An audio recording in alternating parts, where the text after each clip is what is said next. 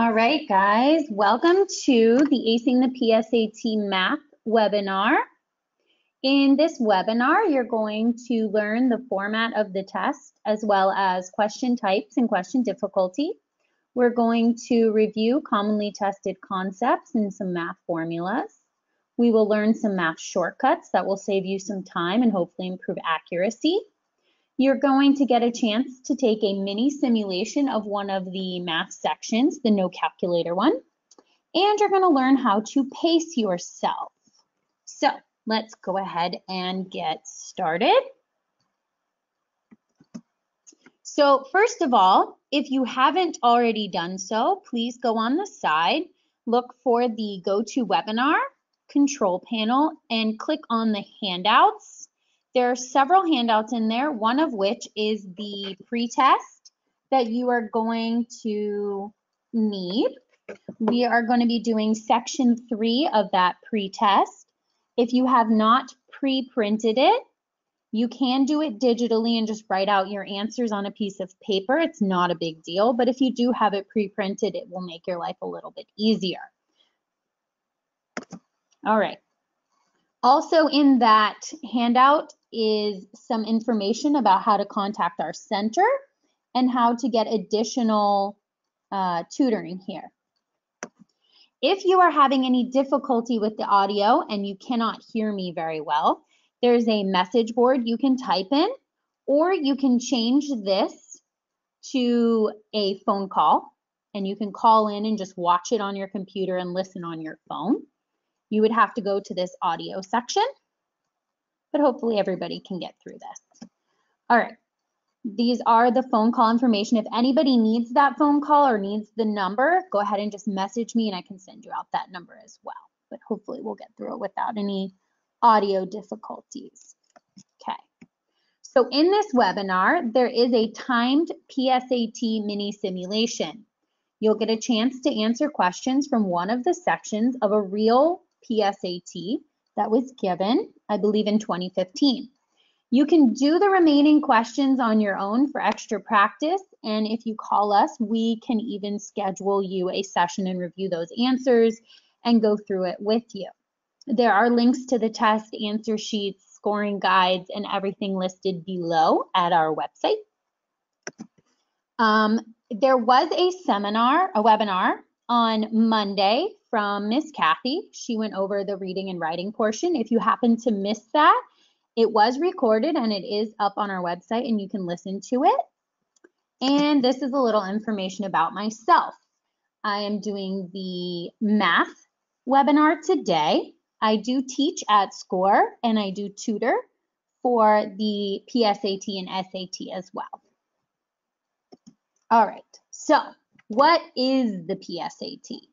So PSAT is an acronym for Preliminary SAT, which is the Scholastic Aptitude Test. And this is also used as the National Merit Scholarship Qualifying Test. The College Board and National Merit are the ones who sponsor this test. And the point of taking a PSAT is really to prepare yourself for the real SAT.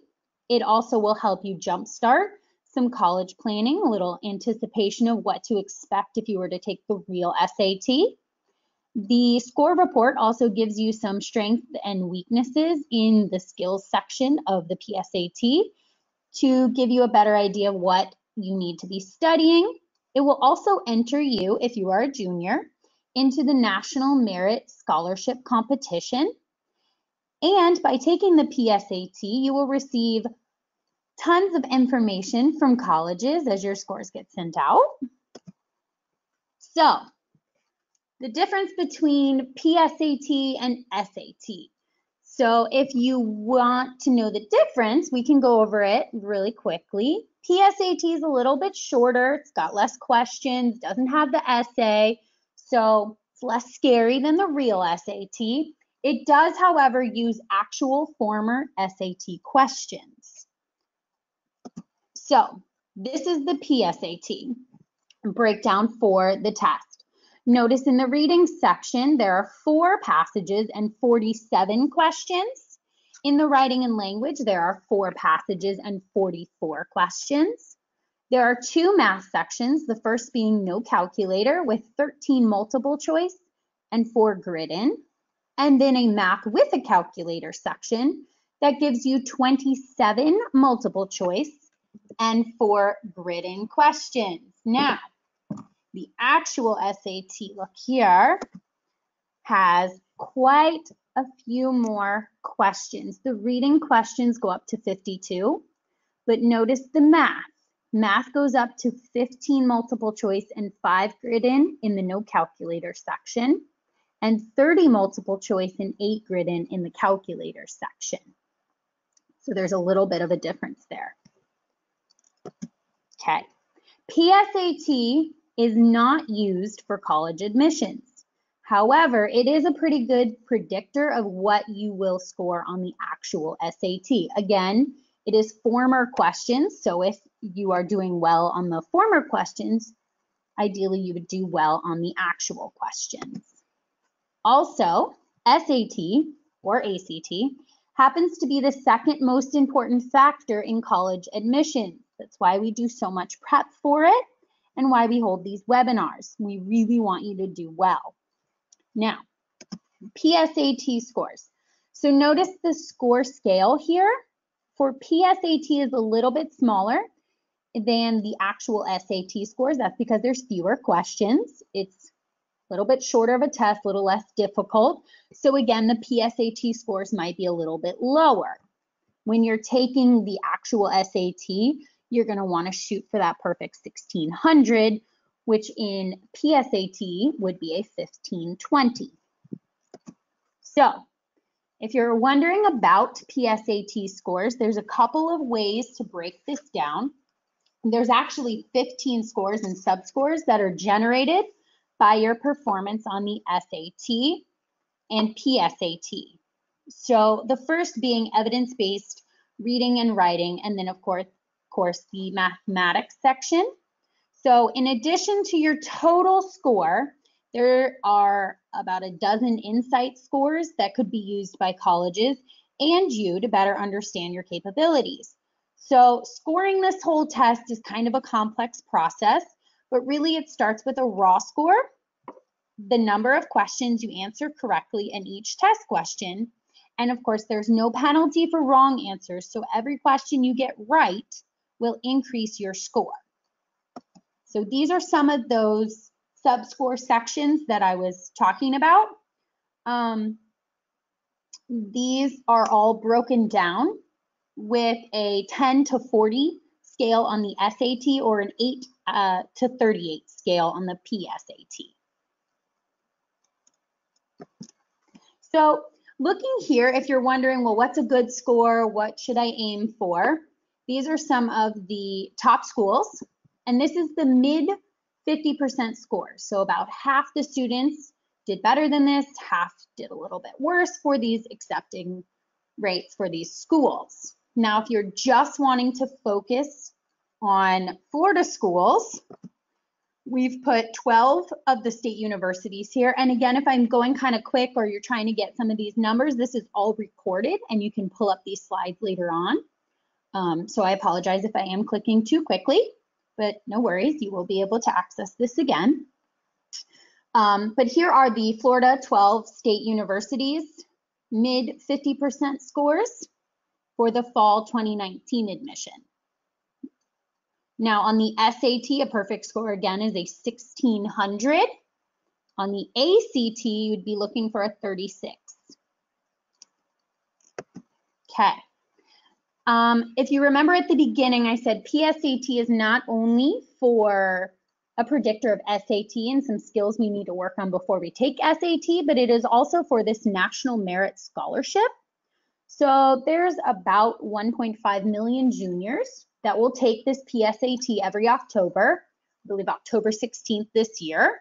And from the scores they get on this October PSAT, they are then broken down.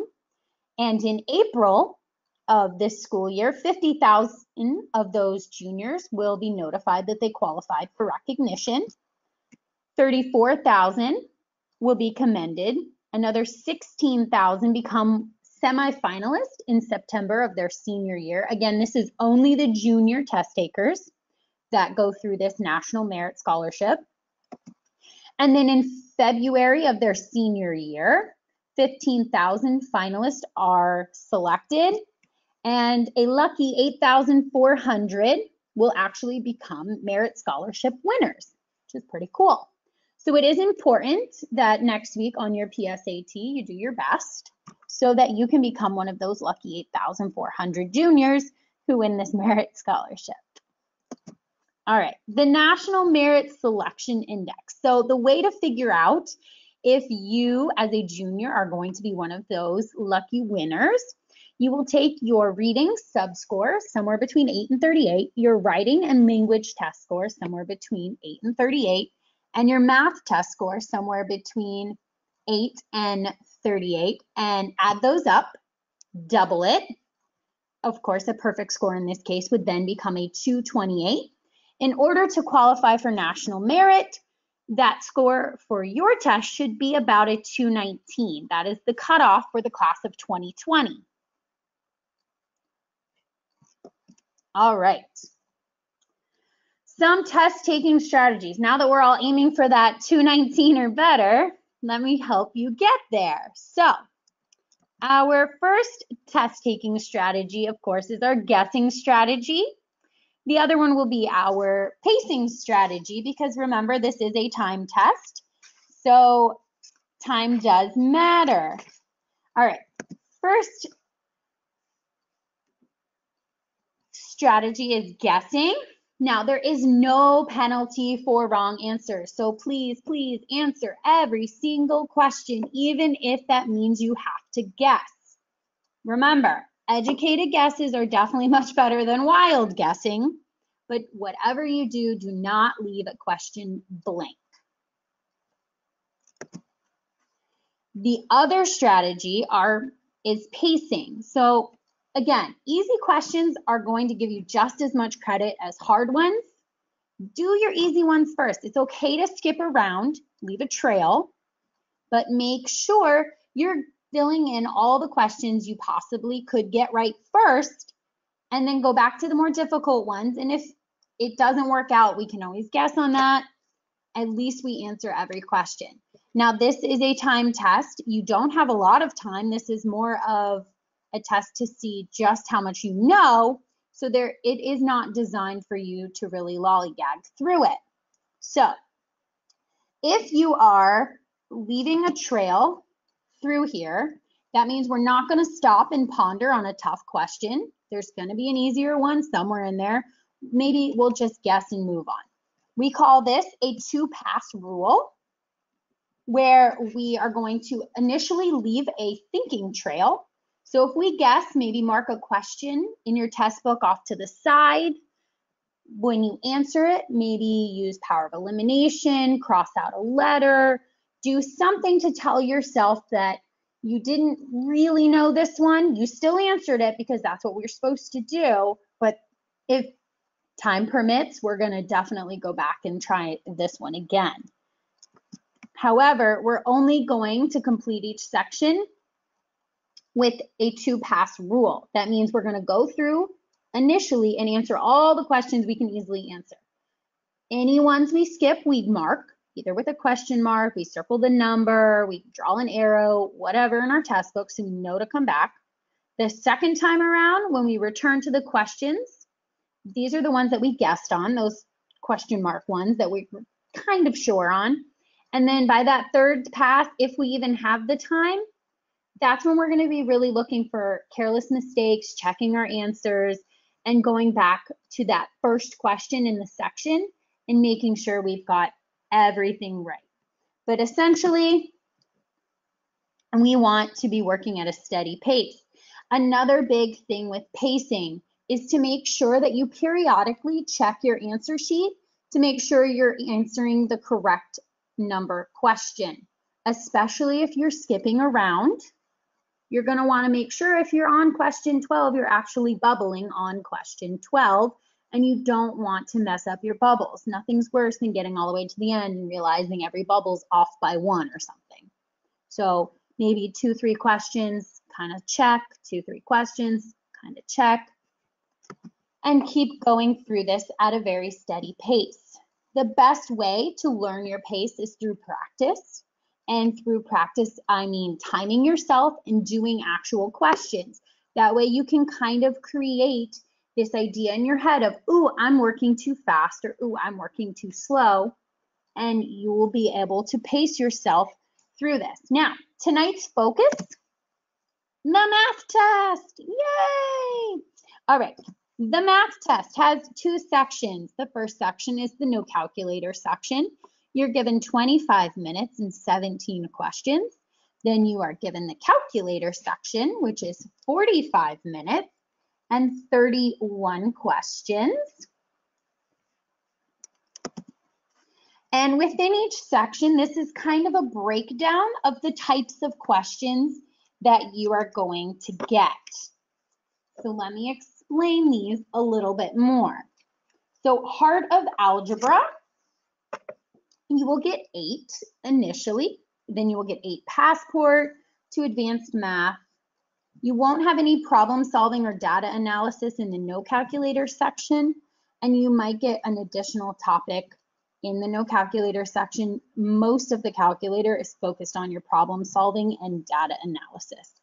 Again, this PSAT test really is focused on your math reasoning skills that you've acquired through pretty much your first 2 or 3 years of high school. The questions are going to measure your ability to apply math content to real-world problems. It's going to focus strongly on algebra, about 2/3 of the questions, with a significant emphasis on reasoning, data analysis, and data interpretation. Math content casts a really wide net, so covering material from pre-algebra to trigonometry and statistics can be found on this test. It is heavily weighted in favor of word problems, some of which are couched in real-world context of science, social studies, and business. But because these real-world problems require reading many words, you'll have to quickly find essential information in these paragraph-long descriptions in order to best manage your time on this math test. Okay. So again, in the no calculator, 13 questions will be multiple choice, and then you will get 4 Gridin. On the calculator section, there's 27 multiple choice and 4 Gridin. These questions in real-world context are mostly related to the word problems, is where you'll see the science or social studies come up, and I will show you an example of that later on. All right, so Heart of Algebra. You are going to get about 16 questions, or 1/3 of the test, that is considered Heart of Algebra. That is your fundamental concepts in algebra, like linear equations, system of equations, inequalities, expressions, and lots of formulas. You will have what's called the Passport to Advanced Math section. There's about 14 of these questions. These are more advanced algebra, things like quadratic equations, higher order equations, polynomials, absolute value, all the things listed here. The next section is your problem solving or your data analysis. This is about 16 questions. These are more of the real world questions. These have a lot of ratios, proportions, percentages, graphical relationships, summarizing data. Don't worry if you haven't taken like a statistics class. Most of the information you can solve from the word problem or from the chart. And again, there's one additional topic in math question in each section. Typically, this will come from geometry, trig, or like a complex number set, something like lines, angles, triangles, circles, area, volume, that kind of stuff. SOHCAHTOA. It's only one question, so it's easy to prepare for. I wouldn't expect too many trigonometry questions on PSAT, just be aware that it will show up on the actual SAT 1 question.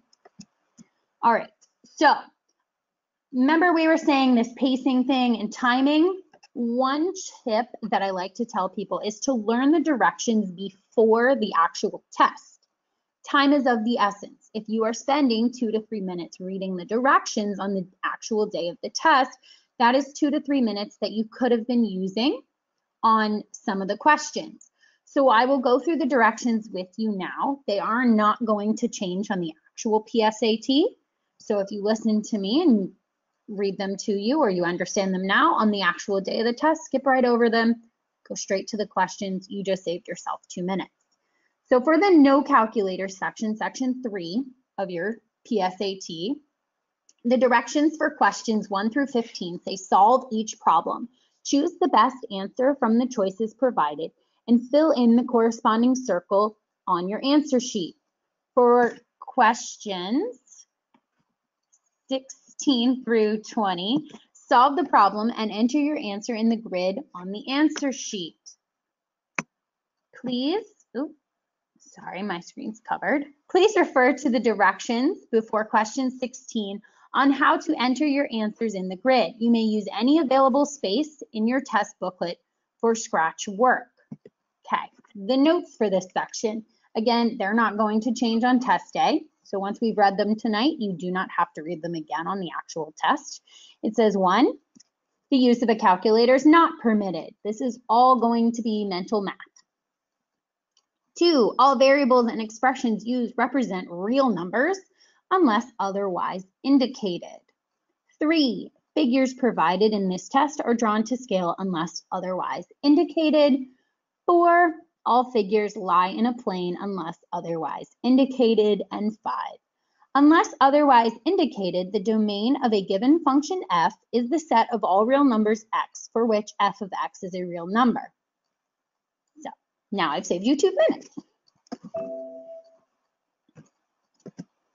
Okay, so the question sequence. Now this is something important to think about when you are doing the math section. The math questions within each group, multiple choice and in the Gridin group, will tend to go easy to, they call torture questions. So although it is okay to skip around, ideally you want to go in order in the math section, because as you progress through the questions, they are going to get harder. Typically in the reading or writing sections, you might want to skip around, but in math, you want to start at the beginning with number 1 and go in order so that you can get as many of the easy questions done first before you get to the hard or torture questions that might take you a little bit longer or have a less chance of getting correct. Now, this is the calculator section's directions, section 4 of the PSAT, and in this one it's very similar to the no calculator section, except for obviously the calculator rule. And this one says for questions 1 through 30, solve each problem, choose the best answer from the choices provided, and fill in the corresponding circle on your answer sheet. For questions 31 through 38, solve the problem and enter your answer in the grid on the answer sheet. Please refer to the directions before question 31 on how to enter your answers in the grid. You may use any available space in your test booklet for scratch work. And again, the notes here are going to be the same about the variables and the figures, except for, of course, note number 1 about the use of the calculator. All right. So, formulas. You do get a formula sheet, which is nice. I do recommend being familiar with these formulas ahead of time. Although you will have the opportunity to flip back and find them, it is much more helpful if you know them off the top of your head. Most of these formulas you should have covered in an Algebra 1 or a geometry class. Most of these formulas should be memorized. There are additional formulas that are not included on this formula sheet that I do recommend you going over. And again, those are the quadratic formula, the midpoint formula, slope formula, and distance formula. Again, that is the quadratic formula, midpoint formula, slope formula, and distance formula. Those 4 are not included on the formula sheet that is given to you. So while you are studying for the math, those are 4 that you will have to memorize. All right. Now, calculators are permitted in the 4th section, the final section of the PSAT. Again, they're recommended, not required. You actually don't need a calculator. Technically, you could take this entire test without a calculator, but it does make your life a little bit easier for the calculation of maybe larger numbers. You can use a graphing calculator, scientific calculator, or a 4-function calculator, although that's not really recommended because the things that you would be using your calculator for are probably going to be dealing with the graphing or scientific. I do recommend that whatever calculator you plan to use on the day of the test is the same calculator you use during all of your practice tests and during all of your PSATs and stuff like that. It's a good idea to bring it with you to school and use it in your math classes. The more familiar you are with the calculator, the better it will be for you on test day. This is a list of all of the approved calculators for the test day. And again, I know this list is long and it will be included in the recording. So if you are not able to find your calculator on this list just yet, that's okay. We can go back. All right, so some math strategies. Again, geometry formulas. I know that they are given to you at the beginning, but knowing them is much more helpful for area, perimeter, circumference, and definitely Pythagorean theorem. Again, they are given, but it is good to know them. Also, a good idea is to work out all of the math on paper. I know a lot of people are really good at math, but it's still a good idea to neatly write out all the steps instead of relying on mental math. This is a very long test. It's almost 3 hours. You're going to want to write things out so you don't exhaust your brain. You're also going to need to watch out for conversions. These test makers are tricky guys. They like to change things from hours to minutes, feet to inches. Pay attention to that, because if you're calculating something in hours and the answers are all in minutes, it's not going to work out. And you're going to end up doing extra steps. So, getting through these math questions, usually approximating when you can, will make your life a lot easier, like that 202 times 51. Try 200 times 50. If there's an answer choice close to it, probably going to be your correct answer. Now, again, there are a lot of word problems. Word problems are not scary if you can break them down. It's called chunking. It's where you read each question in chunks rather than that nonstop beginning to end paragraph. So as you're reading through that word problem, chunk it, translate it from English to math things. Write out the equation if that's what they're talking about. Maybe take a note, draw pictures, label your diagram as you're going. Whatever you have to do to get through that word problem, but don't read it, top to bottom without stopping, because then you're going to end up having to go back and reread and chunk it a second time, and that takes up some time. So you're going to want to repeat this process through each section of your word problem. Definitely underline, circle, whatever you have to do. That test book is your test book. Write all over it. Nobody's going to see it but you, so it doesn't matter. Whatever notes you have to take them, write on it so that you can come up with the correct answer. If you're solving a question that requires a formula, write the formula first, then substitute in. It will help you with careless errors. Also, while you are chunking, let me show you an example. So if you're in a sequence, if the first number's 4, so while you're reading through this paragraph, notice you wrote out your blanks, then you filled in the first one with 4, and then it tells you, and each number after the first is 1 more than 5 times the preceding number. Add 1 plus 5 times the preceding number. And as you're going through reading this question, you're starting to already solve it so that when you get to the end of your word problem and it asks you, well, what is the third number in this sequence? Boom, you have it right there and it's circled here in red for you. And you're able to find your answer,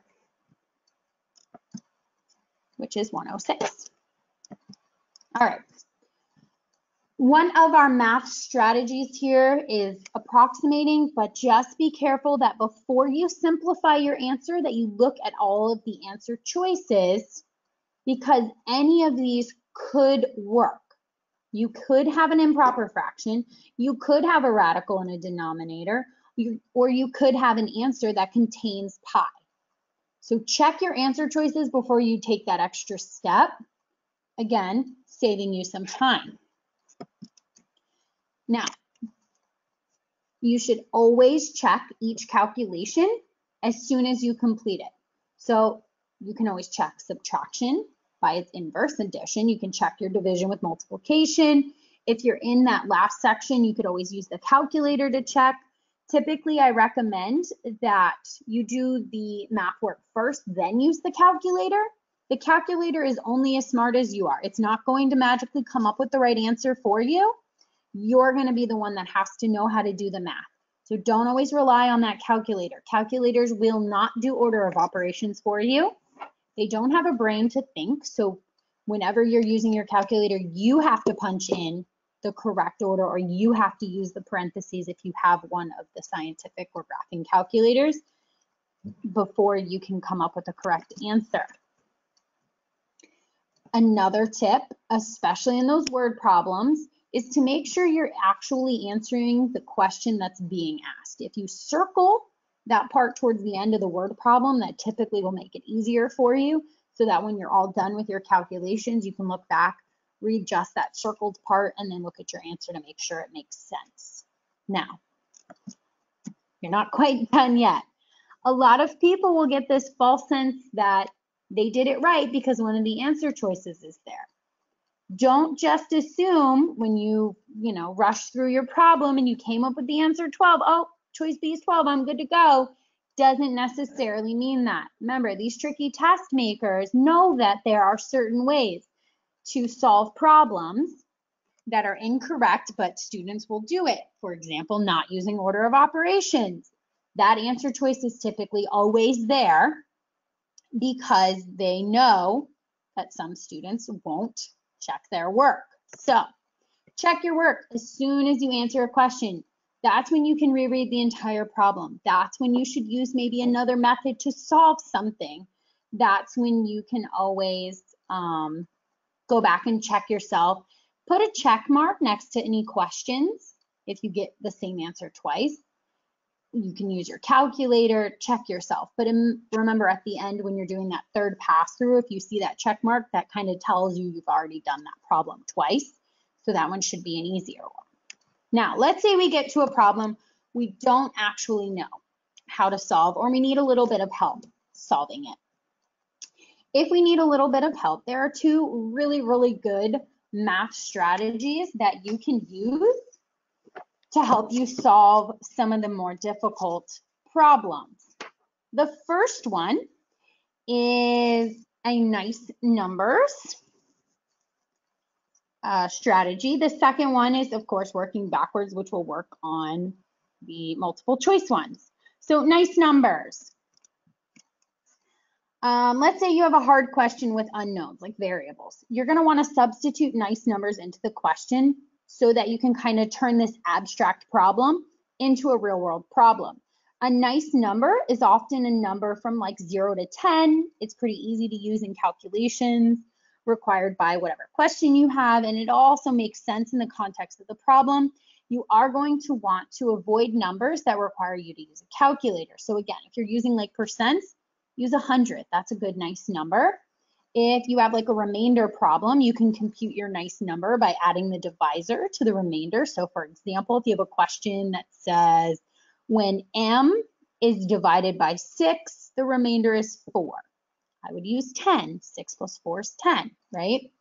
Just be careful because some numbers are what we call too nice. So for example, the number 2 could lead you maybe to too many right answers, because of course 2 times x and x squared will both give you 4 if you plugged in 2.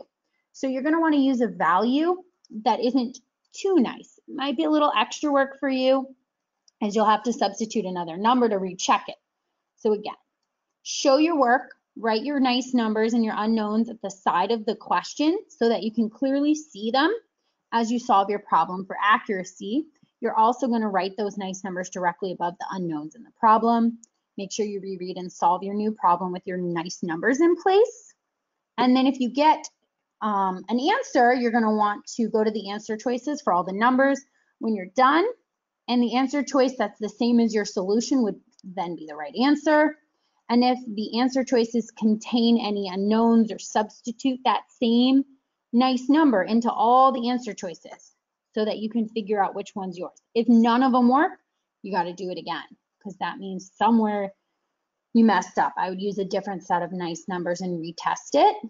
Be careful if one of the answer choices is it cannot be determined. Then you're going to have to repeat this process with another set of nice numbers. If you now get a different answer, then the correct answer is probably going to be that it can't be determined option. For the Gridins, again, you won't have that option of going through the answer choices, so I would say just do the problem again with maybe another set of numbers. So if you get the same answer, you can grid it in then. If you get a different number, maybe decide whether the question has more than one right answer, or maybe you made an error. Okay, so here's an example of this nice numbers at work.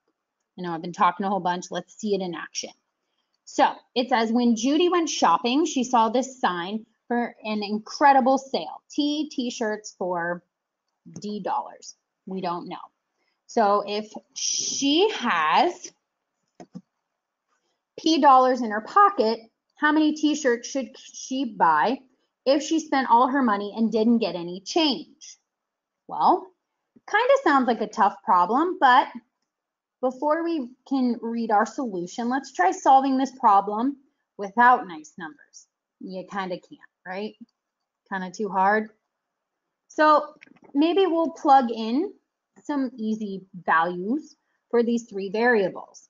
Maybe we'll pick 2 for the t-shirts, $5 for their cost, and maybe I have 20 bucks in my pocket, right? Now the problem is going to look a little simpler. It's going to say 2 t-shirts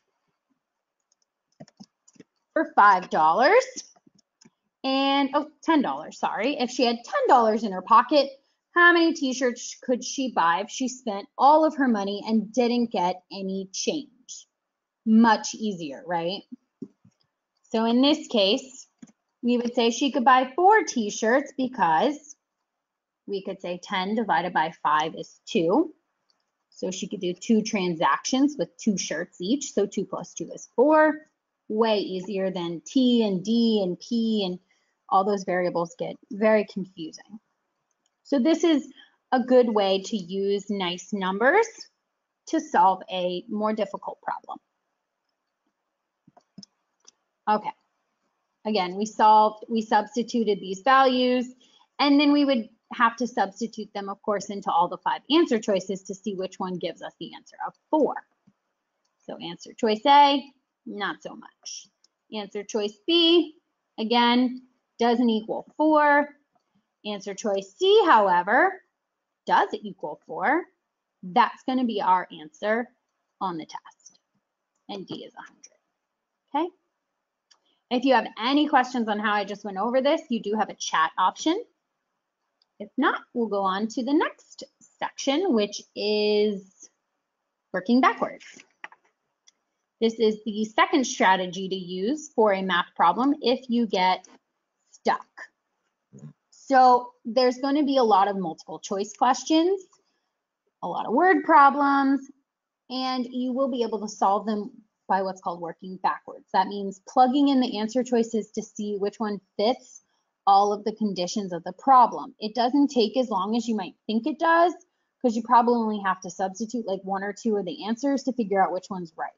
This technique will only work when all of the answer choices are numbers, and if the question asks you to find a single number as opposed to like a sum, product, difference, or ratio. So how it works? Well, the answer choices will tend to be in a sequence, basically low to high. So if you start with like answer choice B or C, you've eliminated some time that it took you to plug in A, then B, then C. If it doesn't work, you can eliminate that choice. Based on what happened, again, if you start at like B or C, then you'll know, oh, I should try A next or D next, because you'll know if you need to go up or down. You can try another answer choice until you find the one that works. Again, if this is a multiple choice question, one of the answers has to work. So let's look at it here. This is an example where we would want to use working backwards. So if we had this word problem that said, Judy ate half the jelly beans in the jar, passed the jar to Alan. He ate a third of the remaining jelly beans and passed the jar to Karen. She ate 3/4 of the remaining jelly beans, passed the jar to Jason. Jason ate the 6 remaining jelly beans. How many jelly beans were in the jar in the beginning? Well, these are our choices: 288, 216, 144, or 72. Sounds like a tough problem. So let's try solving this without plugging in the answers. Don't know that we can. It'll probably take a while and a lot of problem solving, or we can work backwards. So I would say, I don't know, let's start with answer choice C, 144, right? Let's plug it in by making our notes to the left of the problem and then writing our substitutions over the problem itself, just to make our life a little easier. Again, what do you notice about these answer choices? Right in order, right? That's why I chose C. Biggest on top, smallest on bottom. If I start with A and it doesn't work, then I have to go to B. Again, wasting more time. If I start with B or C, I've already eliminated one that couldn't work. So,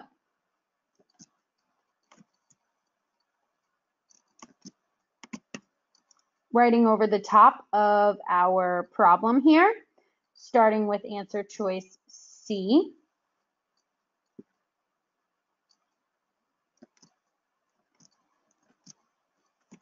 We are going over these. We said Judy ate 72. Oh, I guess that was answer choice D. Answer choice D, 72. That means 72 would have been remaining. So if we started with 72 and they ate half of them, we would be passing them over and then eating a third of the 72, or 24 for Alan, and then passing the 48 remaining jelly beans to Karen. If she was eating 3/4 of those, that would be 36, leaving 12 remaining. But Jason ate 6, not 12, so our answer can't be the 72. It can't be the 144. It has to be smaller. It has to be 72, because we had twice as many as we needed. And if we cut that 144 in half, we have 72. Okay, let's try that one. If we start with 72 and Judy eats half, we have 36 remaining. If we take a third of that 36 remaining, we have 12, or if he ate 12, we'd have 24 remaining. That means Karen would then eat 3/4 of 24, or 18, leaving us with 6 for Jason. 6 is what Jason ate in our word problem. So our correct answer would then have to be 72. Now, if you find as you're going through a problem that you're taking forever to solve what you feel is an easy problem, you probably misread the question or overlooked some shortcut. And we don't want to do that on a timed test, because if you solve a hard problem really quickly, does that mean you did it wrong? Not necessarily. Just be careful, because if you go through an easy problem and it's taking you too long, you skip some shortcut. If you're doing a hard problem and it came out very quickly, you might have fallen for a distractor. So go back and check those two. Now, when you're going through these word problems, there's a lot of translating that you're going to have to do. Memorizing some of these English to math words translations will help you. So anytime you see like is, are, was, or has, you know it's an equal sign. So if Judy has as many books as Tony, then Judy is equal to Tony. The same way, more than, older than, further than, greater than, all sums. Less than, younger, closer, difference, we're subtracting. Any type of movements, walking, running, planes, trains, those types of questions typically are distance questions where you're going to be multiplying the rate times the time. And anytime you see per, again, that's going to be your division. Lots of math terminology.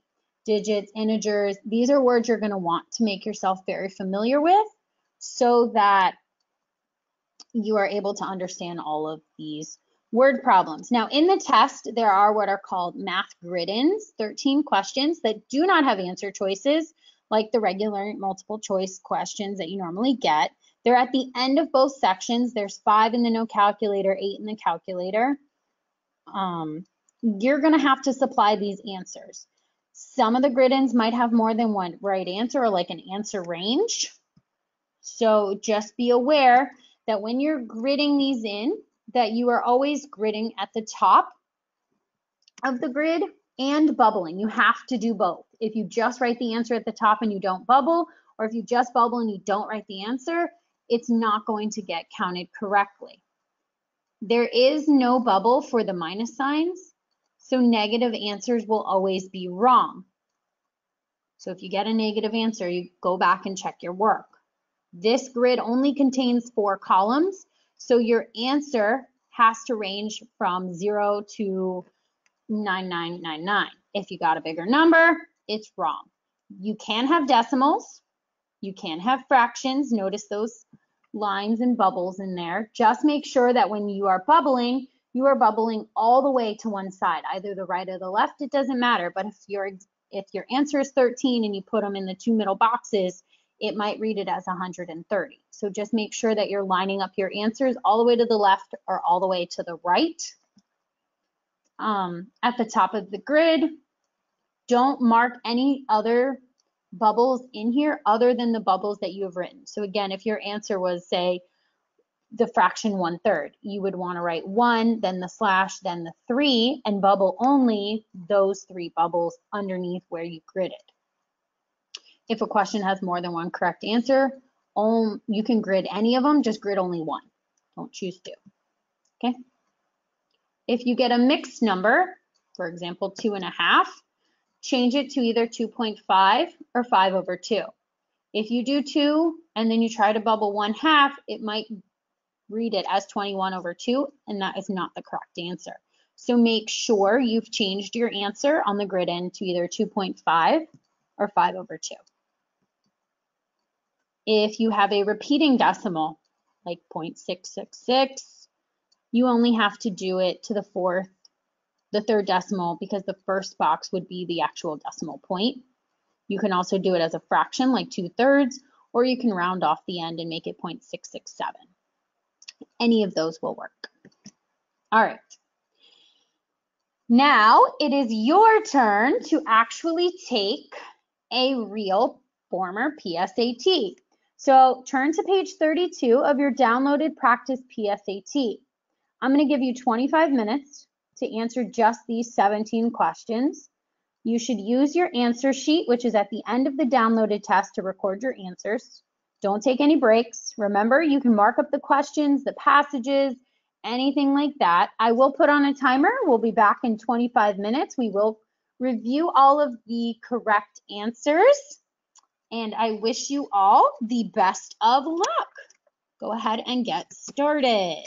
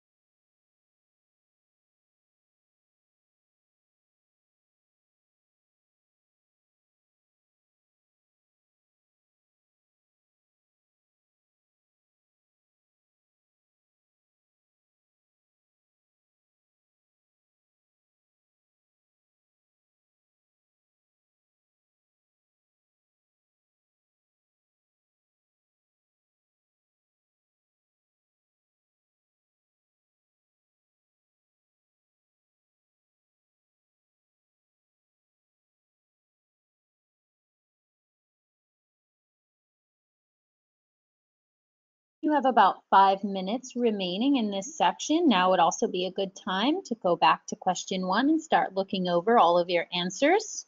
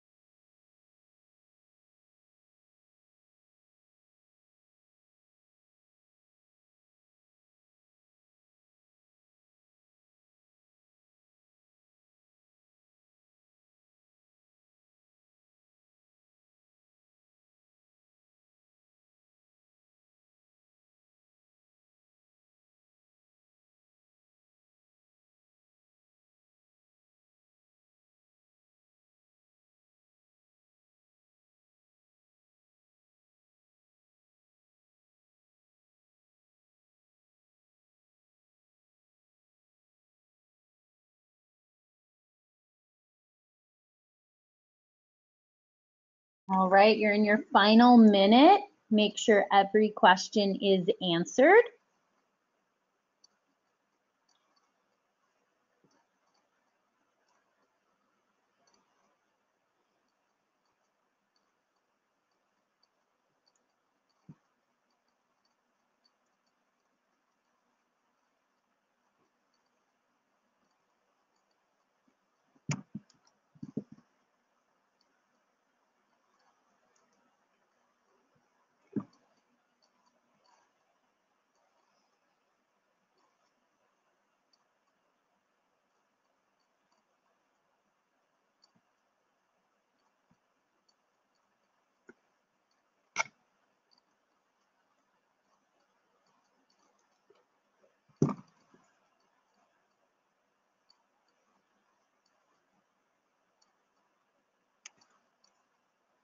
and stop. We are now going to go through all of the answers to this. So hopefully you were able to get through all of the questions. Hopefully none of them were too difficult. And if you did find yourself struggling through them, hopefully my explanation will make it a little bit easier.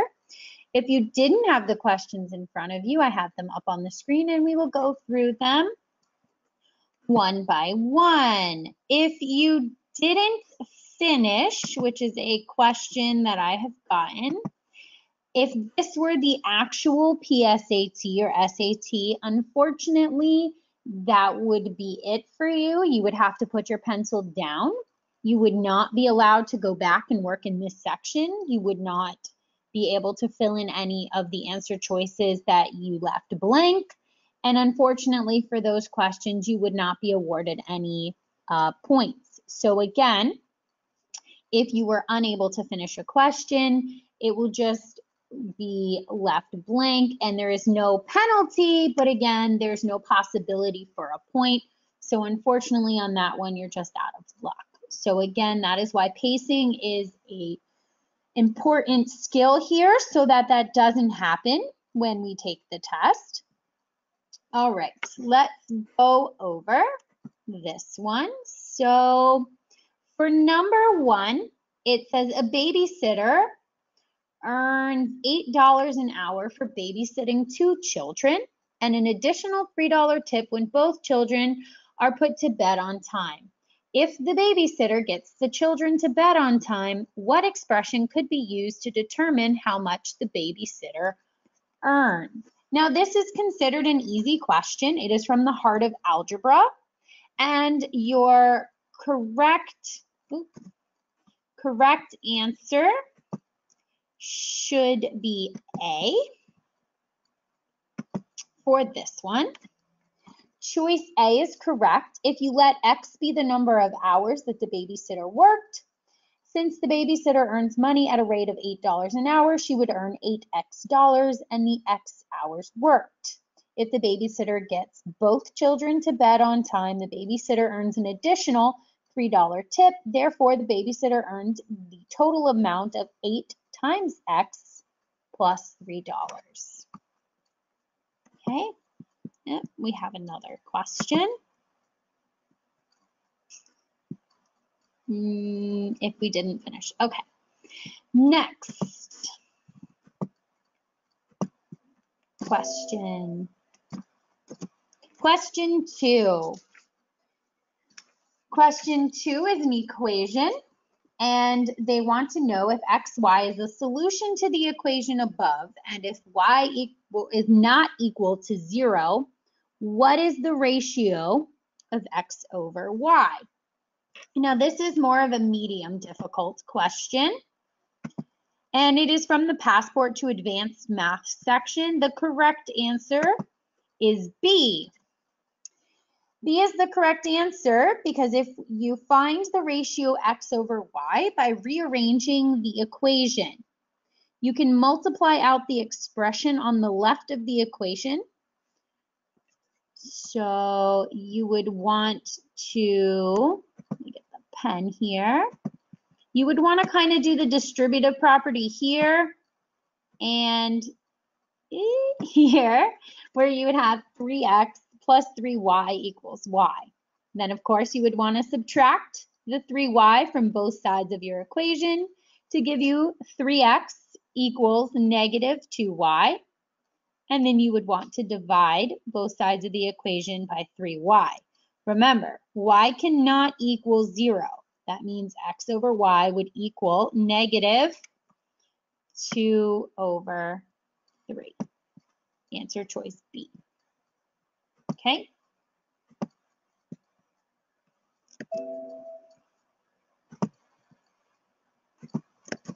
Number 3. Now again, we have a lot of equations here. And it asks us which ordered pair xy satisfies the system of equations above. This would be considered a medium difficulty. from Heart of Algebra. The correct answer for this one would be choice A. First, you would want to clear the fractions from the two given equations by multiplying both sides of the first equation by 4. So this one here, if you put parentheses around it and kind of multiply everything by 4, you could then get a new equation of 2x minus y equals 40. And if you multiplied the second set by 8 down here, you would get a new equation of x minus y, pardon me, equals 152. Now, subtracting side by side the second equation from the first would eliminate your variable of y. So again, 2x minus y minus the x minus y would give you 40 minus 152, leaving an equation with just one variable of x. You could solve that equation and x would equal negative 112. Now, if you look at your answer choices, there's only one answer choice with negative 112. So you could potentially stop there with answer choice A. However, it is a good idea to finish through the whole problem just to make sure the y does come out to be negative 264, which if you go back and plug in negative 112 for x into that equation, x minus y equals 152, you will get negative 264. So yes, answer choice A would be the correct answer. All right. Question 4 looks like this. It is a triangle question.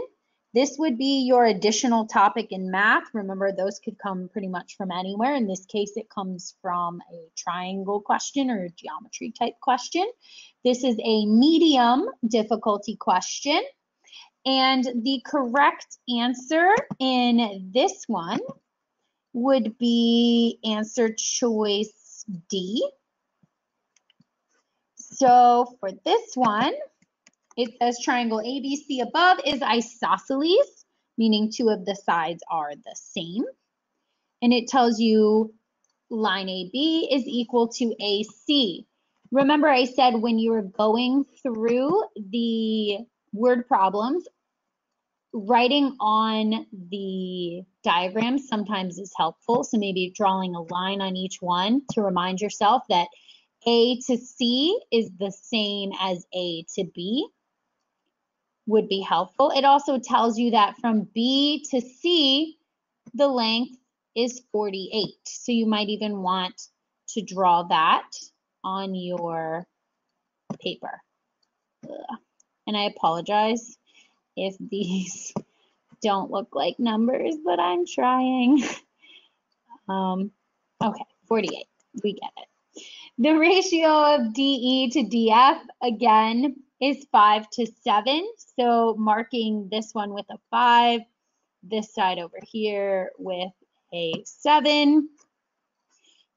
You can then find your length for D to C.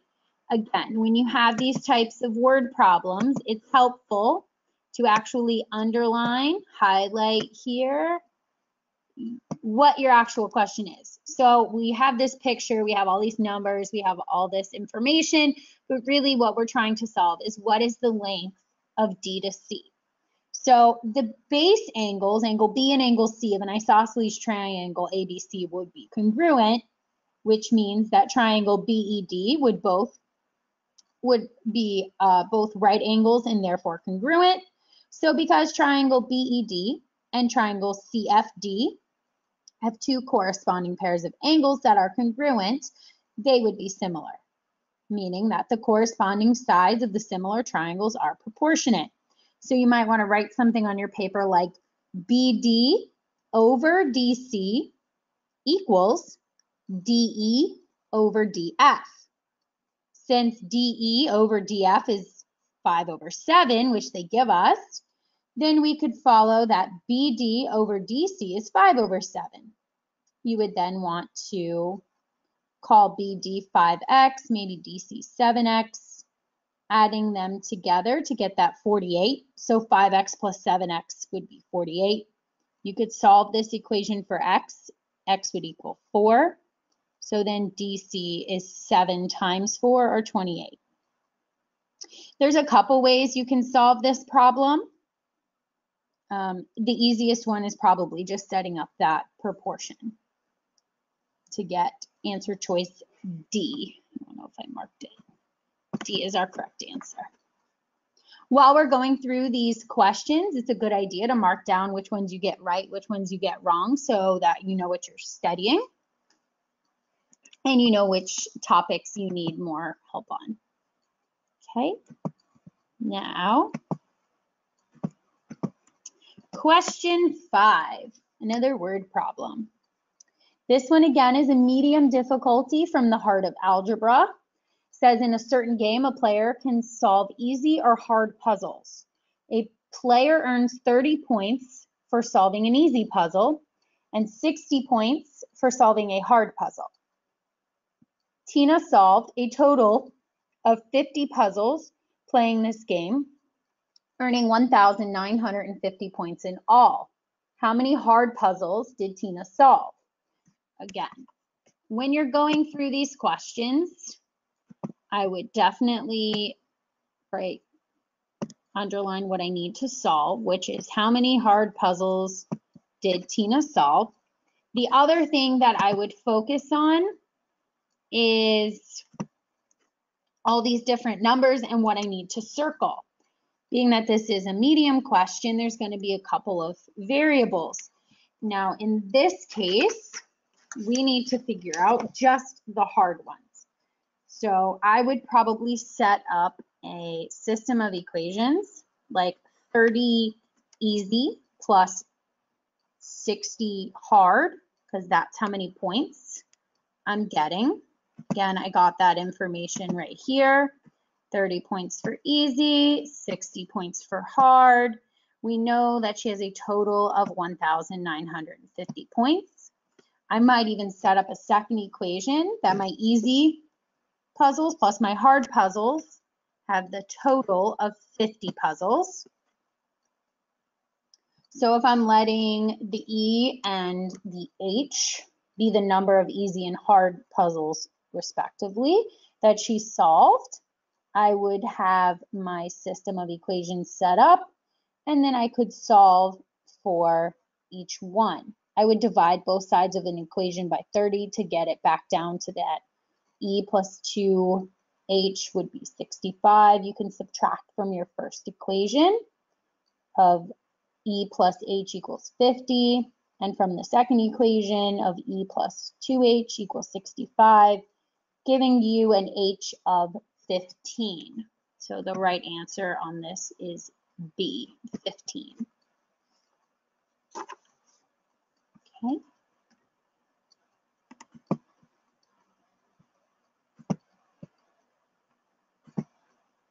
Number 6, another equation.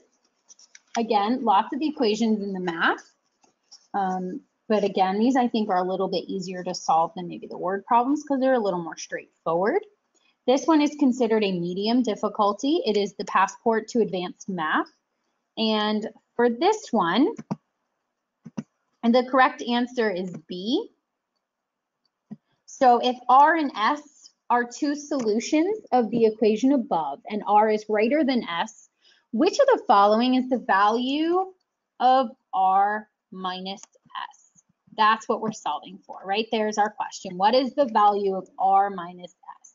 Now this equation can be solved using the quadratic formula or factoring. The quadratic formula, again, was one of those formulas at the beginning I said you should memorize. It is not on your formula sheet, but here is a perfect example of when you will use it. The quadratic formula approach would work. It is a little lengthy, but you are able to solve this pretty easily. The other way to solve this is by multiplying the original equation by 2. You can rewrite it in terms of 2x.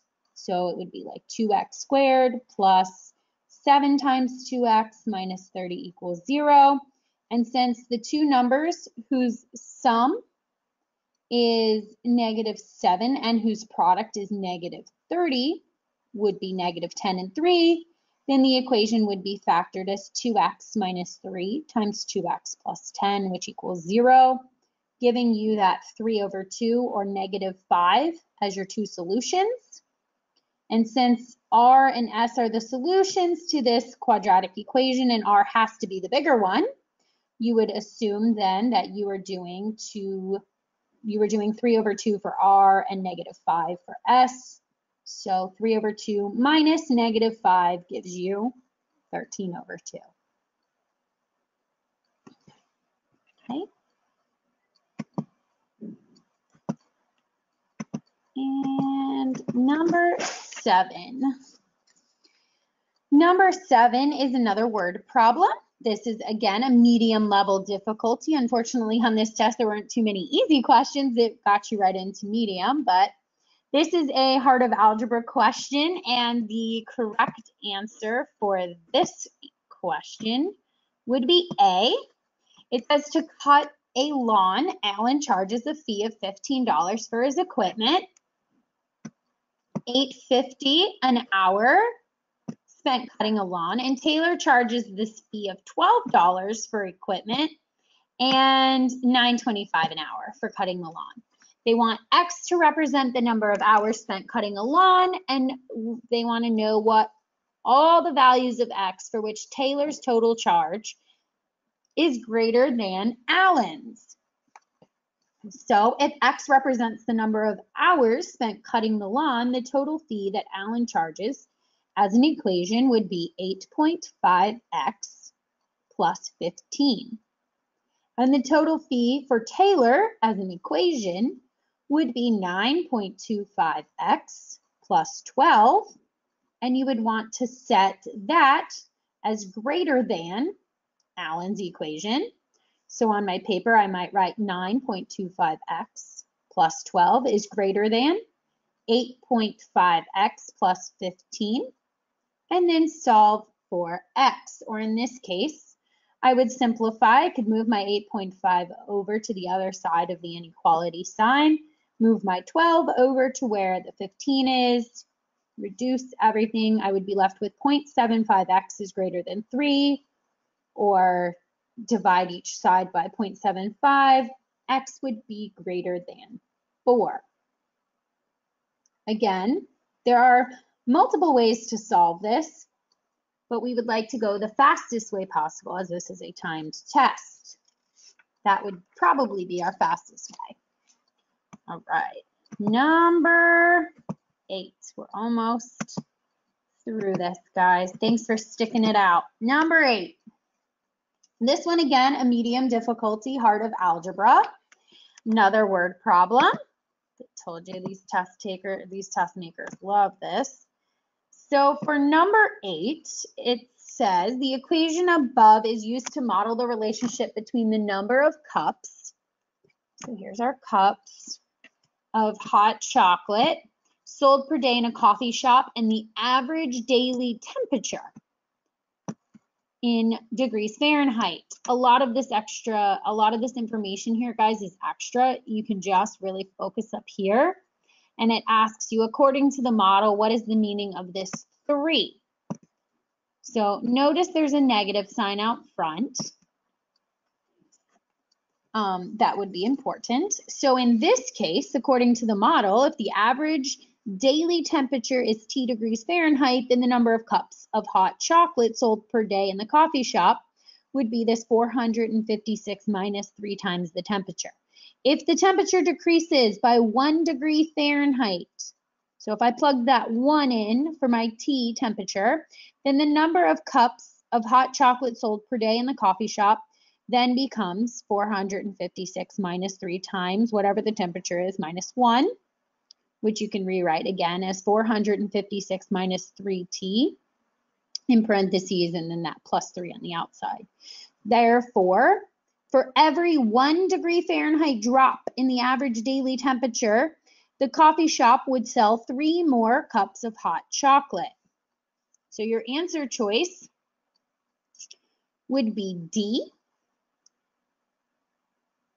You would want to eliminate here the decrease of 3 degrees because the degrees is going here, not here. That's why we can eliminate A and B. And here it's saying an increase. Well, clearly we're not increasing, we're subtracting, so we're left with choice D. You can do it one of either way. You can go through your answer choices, or we can go through it mathematically. All right, number 9. This is also a medium difficulty heart of algebra question, another word problem.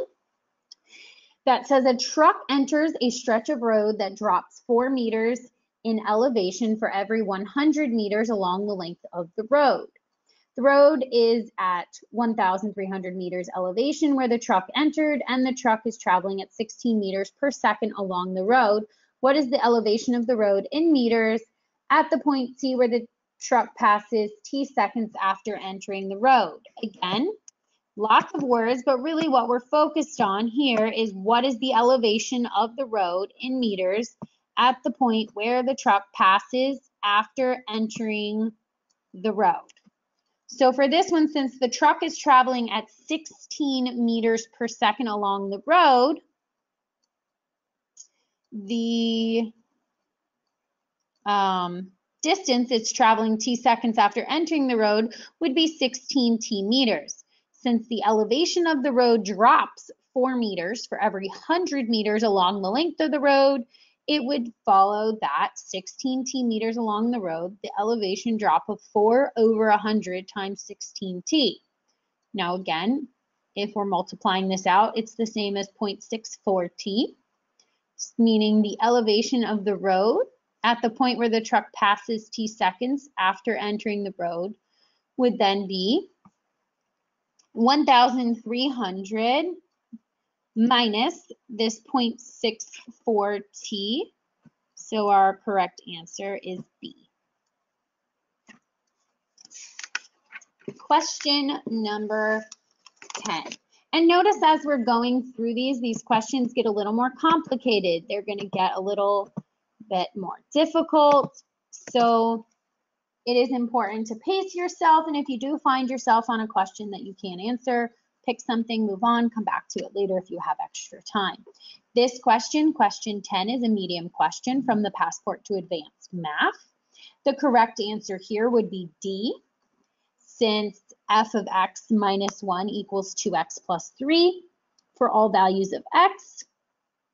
That means that f of negative 3 would be plugged in, and you would have the equation f of negative 2 minus 1 equals 2 times negative 2 plus 3. So the value of f of negative 3 equals negative 1. Answer choice D is correct.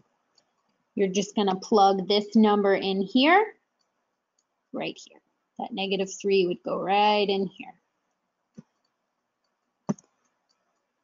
for this question. Okay? All right. Number 11. Number 11 is also a medium difficulty. It is a Passport to Advanced Math. It's asking you what is equivalent. So again, here is your math word, equivalent or equal to. So which one would be the same is what we have to figure out. In this case, for number 11, the correct answer is C. You would use the distributive property to expand the given expression to give you s times s over t minus t times s over t, which equals s squared over t minus s. If you chose A, B, or D, each of these choices, at least one of the products in the expansion is not correct. So just be careful when you are expanding. but this one is just taking s, multiplying it by your fraction, and then subtracting it and multiplying it by t in your fraction. Okay. Number 12. Question 12 is also a medium difficulty. It is a passport to advanced math. And the question asks you if in the polynomial p of x defined above, k is a constant. If p of x is divisible by x, what is the value of k? So the correct answer to this question is A, -3. If polynomial p of x is divisible by x, then x must be a factor of the polynomial, or equivalently, the constant term of the polynomial must be 0. So multiplying out the right side of the equation over here would then give you 3x squared plus 30x plus 15. And then, of course, multiplying out here would give you minus 5x plus 5k. You would want to combine your like terms, your x's there, and get p of x equals 3x squared plus 25x plus 5k plus 15, where 5k plus 15 is 0, so k has to be -3.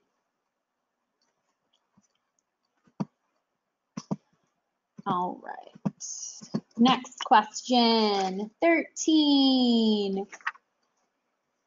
13 is a difficult, and question 13 asks you if in the xy plane, if the parabola with equation y equals ax squared plus bx plus c, where a, b, and c are constants, passes through the point -1, 1, which of the following must be true? Well, to solve this question, you're going to want to plug in the point that they give you into your equation. So you have an x here, and an x here of -1. You have a y variable there and a 1 for the y. So on your paper, you should write 1 equals a times -1 squared plus b times -1 plus c. Now, when we multiply this, of course, we're going to have to follow order of operations, giving us a -1 squared first, or 1. So a times 1 plus b times that -1 is just a -b plus c, or in this case, a minus b plus c equals 1. So the correct answer is D. Now, that is it for the multiple choice questions. While you were going through your practice test, hopefully you skipped over the directions page for questions 14 through 17 about solving the problem and entering it into the grid. That way you could get started right away with the question. And again, if you didn't do that this time and you did read the directions, that is okay. That means on the actual PSAT, you don't have to read them again. They won't change. The rules will never change, so you're good. Now, for these 4 questions, you don't have multiple choice. So any strategies like working backwards or plugging in nice numbers aren't going to work for you. You're going to have to just solve the equations. Now, again, this is an easy difficulty level. Is the first question. I recommend you go right in order with these. So for this one, what you're going to do first is get rid of this 6 by adding it over here to the 24. And you would have 30 equals h over 10. And we're going to pretend that's an h. And then to eliminate this fraction over here on the right side, you're going to multiply both sides by 10. And 30 times 10 gives you 300. So h is equal to 300. So in your Gridin, all the way to the left or all the way to the right, you're going to write at the top 300, and then you're going to bubble in the corresponding bubbles of 300. Make sure you do both steps. All right, question number 15 says, what is the value of A if 2A plus 3 minus 4A minus 8 is 7? So for this one, very important, the first step, and please don't confuse this negative right here needs to be distributed over here. If you just rewrite this without the parentheses, 2A plus 3 minus 4A, and you don't change this actually to a positive because a -1 is kind of secretly out here, negative times a negative is a positive, you're going to come up with the wrong answer. So then you should have 2A plus 3 minus 4A plus 8 equals 7. Then you're going to want to combine your like terms, and that would be the 2A here, and then the negative 4A. So 2 minus 4 is negative 2A, and 3 plus 8 is 11. So you would have negative 2A plus 11 equals 7. You're going to subtract 11 from both sides. You'd have negative 2A equals negative 4. Divide both sides by that negative 2, and A equals 2. So your answer is 2. And again, bubble all the way to the right, all the way to the left, doesn't matter. Just put in a 2 and bubble it on the bottom. Number 16. Now this is a difficulty level of hard. I don't believe any of the multiple, I think only the last multiple choice was a hard. But this one is considered a hard. There's multiple ways to solve this one. It says if x is not equal to 0, what is the value? Algebraically speaking, would probably be the easiest way, and that would be multiplying. So of course you're going to want to follow order of operations with these squared, with these exponents first. So you're going to want to do this 3 squared and x squared. And down here, you're going to want to do 2 squared and x squared. So the top of your fraction would then become 4 times 9, because 3 times 3 is 9, and you would get an x squared. And again, I apologize. This is really hard to write. And then on the bottom, you would do the same thing. 2 times 2 is 4, and x times x is x squared. So in this case, now that we see that we have the same numbers on the top and the bottom, 4 over 4 is the same as 1. They kind of eliminate each other, and this x squared and x squared on the top and bottom would eliminate each other. So we're just left here with this 9. So your answer is actually 9. This one, if you wanted to, you could have picked a number for x, like a nice number to plug in, for example, 2. And you could have done maybe 4, and then in parentheses, like 3 times 2, and then squared over 2 times 2 over 2. And you would have gotten, 4 times 6 squared over 4 squared. Again, your 4s would cancel out, and you'd be left with 36 over 4, which also equals 9. So either way you do it is fine, as long as you come up with the right answer, which is 9. Okay, the next question and final question, number 17, also a hard level difficulty. This is dealing with factors and zeros. So if x minus 2 is a factor of x squared minus bx plus b, where b is a constant, what is the value of b? So that is our question. What is the value of b?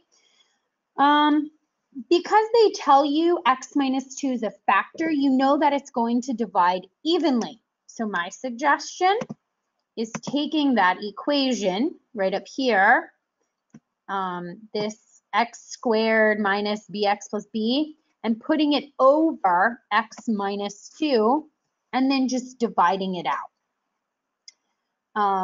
You can do this by multiplying. You can also do this by factoring. Either way works, but let's say you pick a nice number to plug in, like 2, and we say 2 squared minus b times 2 plus b, because we know 2 is going to be a factor because it is one of our zeros. We would end up with 4 minus 2b plus b, or 4 minus b equals 0. You could subtract 4 from both sides, and negative b equals negative 4, positive b equals 4. So your answer to this one is 4. Again, I used this right here because I knew that 2 was a factor, because I could set it up as x minus 2 equals 0 and solve for this x, and then just plugged it in here and here. Set this equation equal to 0, and I got my answer. All right, so that was the last of the questions for this section. Hopefully you did a good job on it and you were able to get through all of it. If not, you can totally get an expert's help here at Score at the Top. We are more than happy to go through this with you and sit down and question by question. You can also finish section 4, which is the math with the calculator, and we will go through that section just like I went through this section, question by question with you. There is a 2-hour review session special for $99. You can call any one of the locations in Boca, Gardens, Wellington, or Coral Springs to review this practice PSAT with one of the PSAT expert tutors. There's a couple options when doing that. It can be private, small group, can be virtual, which is what we're doing now, or through Skype, or you can do the Suncoast SAT workshops that will begin in January and run through March of 2020.